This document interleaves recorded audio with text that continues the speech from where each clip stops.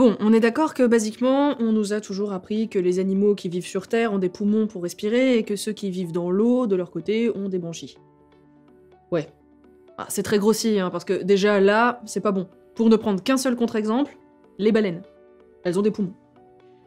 Ouais, mais ce sont des mammifères, alors on peut dire les poissons ont des branchies.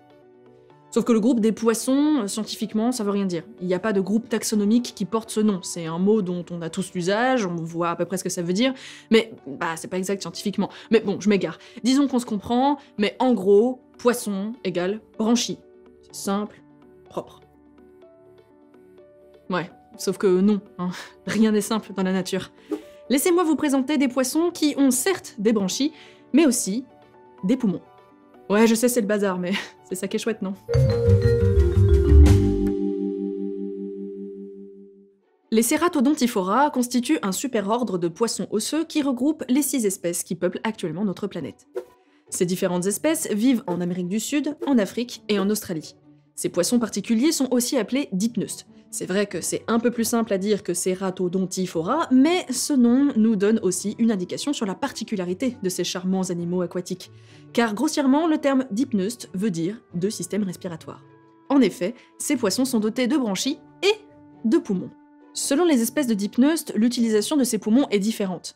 Les Neoceratodus forsteri, qui vivent en Australie, n'ont qu'un seul poumon, l'autre ayant régressé au fil du temps, et ne l'utilisent que rarement finalement. Cet unique poumon ne leur sert que quand ils doivent fournir beaucoup d'efforts, quand ils veulent se reproduire par exemple. La grande majorité du temps, ils respirent grâce à leurs branchies.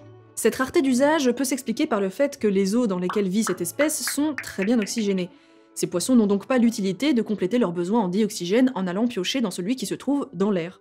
Même si cela peut paraître avantageux d'aller chercher ce précieux gaz en surface. En effet, comme je l'ai dit dans un bonus sur l'Instagram de String Theory, si c'est pas de la pub habilement placée, ça, abonnez-vous. L'eau est moins riche en dioxygène que l'air que nous respirons. Il nous faut filtrer 25 litres d'air dans nos poumons pour extraire 1 litre de dioxygène, l'air ne comportant que 21% de dioxygène. De son côté, un animal doté de branchies devra filtrer 300 à 500 litres d'eau pour obtenir la même quantité. Bon, les poissons le vivent très bien, y a pas de souci. Sauf que la concentration en dioxygène des milieux aquatiques varie selon différents facteurs, comme la température par exemple. Ce qui fait que parfois, l'eau dans laquelle certaines espèces vivent sont très voire trop pauvres en dioxygène. Et c'est là qu'entre en scène le Lepidosirène paradoxa, un dipneuste sud-américain, et les 4 espèces de dipneustes africains du genre Protopterus qui ont une utilisation plus intensive de leurs poumons. Les dipneustes africains remontent à la surface de temps en temps pour remplir leurs poumons d'air, mais quand ils flânent dans les profondeurs des eaux, ils peuvent parfois utiliser la respiration branchiale. De leur côté, les dipneustes sud-américains restent toujours non loin de la surface et remontent régulièrement prendre une bouffée d'air frais. Anatomiquement parlant, c'est assez cocasse de se retrouver face à des poissons qui ont des poumons. Mais bon, les poumons, la respiration qui utilise le dioxygène atmosphérique, on connaît bien, on le fait tous, et sans y penser en plus. Et ce principalement grâce à notre diaphragme, le plus important et le plus volumineux des muscles respiratoires. Sa contraction crée une dépression dans la cavité thoracique qui va alors aspirer l'air ambiant et remplir les poumons via les voies respiratoires. Et son relâchement va au contraire provoquer l'expiration. Mais les dipneustes ne font pas appel à leur diaphragme pour remplir leurs petits poumons, pour la simple et bonne raison qu'ils n'en ont pas. Les dipneustes vont en quelque sorte avaler l'air. Le mécanisme change un petit peu selon les espèces, mais en gros, voilà comment ça marche. Quand ils remontent à la surface, ils ne pointent que le bout de leur museau. Les ouïes se referment, la bouche s'ouvre et laisse entrer l'air qui pénètre à l'intérieur par abaissement du plancher buccal. Dans le même temps, les poumons expulsent l'air issu de la précédente inspiration au travers de la glotte qui s'est ouverte. Après avoir pris une grande bouffée d'air, ou devrais-je dire plutôt une bouchée d'air, ces poissons ferment la bouche, quittent la surface et l'air est poussé dans les poumons depuis la bouche. Une fois complètement immergés et les poumons remplis, les ouïes s'ouvrent de nouveau et les dipneustes reprennent si nécessaire leur respiration aquatique. Mais ça, c'est quand il y a de l'eau. Et oui, parce que certaines espèces de dipneustes, surtout celles d'Amérique du Sud et d'Afrique, vivent dans des zones où les rivières se retirent de leur lit en période de sécheresse, situation qui peut durer des mois. Et là, pas de souci. Car nos petits dipneustes cachent encore une capacité extraordinaire, l'estivation, un état analogue à l'hibernation, mais quand il fait chaud. Quand les eaux se retirent, les dipneustes échappent à la chaleur en s'enfouissant. Ils creusent un trou dans la boue en l'avalant et en la faisant sortir par leurs ouïes.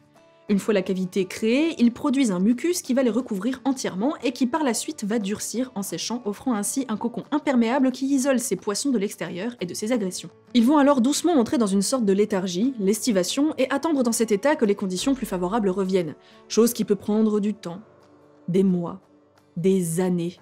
Les dipneustes peuvent rester dans cet état pendant 4 ans avant que la pluie ne vienne les sortir de leur torpeur. Pendant cette attente, qui peut sembler interminable, le métabolisme de l'animal consomme tous les stocks d'énergie et en dernier recours, il puise dans les muscles, les utilisant comme source d'énergie. Mais ne vous inquiétez pas, les dipneustes gèrent très bien leur métabolisme, il leur en restera assez pour ensuite ramper jusqu'à la rivière quand celle-ci sera de retour. Oui, ramper, pas se tortiller comme un poisson hors de l'eau, ramper, car ces poissons ont une particularité. Oui, encore une. Ils font partie, à l'instar des sélacantes, des lamantins et des tortulutes, des sarcoptérygiens aquatiques. Leurs nageoires, comme nos bras, s'articulent autour d'un os, l'humérus. La différence est flagrante quand on compare leurs nageoires avec celles d'autres poissons. Pourquoi j'attire votre attention là-dessus? Eh bien c'est parce que les dipneustes ont une manière insolite pour un poisson de se déplacer.